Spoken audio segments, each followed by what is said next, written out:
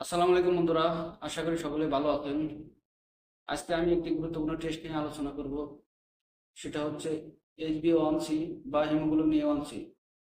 এই টেস্টটি মূলত করা হয় ডায়াবেটিসে আক্রান্ত ব্যক্তির ক্ষেত্রে বা ডায়াবেটিস হওয়ার সম্ভাবনা আছে কিনা তা জানার জন্য। এটি খুব গুরুত্বপূর্ণ এবং জনপ্রিয় টেস্ট।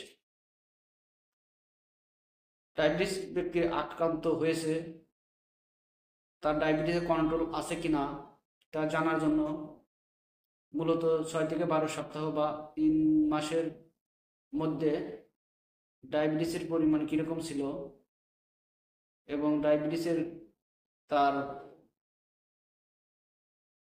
কি কন্ট্রোলে ছিল কিনা বা ডায়াবেটিসে আক্রান্ত হওয়ার সম্ভাবনা আছে কিনা, এই জন্য বা এটা জানার জন্য এই HbA1c বা হিমোগ্লোবিন A1c টেস্ট করা হয়। এটি যে কোনো সময় করা যায়, এটি হোল ব্লাড দ্বারা করা হয়। তবে খালি পেটে রক্ত দ্বারা করলে ভালো রিপোর্ট পাওয়া যায়। HbA1c বা হিমোগ্লোবিন A1c টেস্ট করার পর যদি 5.7% রেজাল্ট আসে, অর্থাৎ 5.7 যদি আসে, সেক্ষেত্রে ধরে নিতে হবে রোগীর ডায়াবেটিস কন্ট্রোলে আছে বা 3 মাসের মধ্যে কন্ট্রোলে ছিল এবং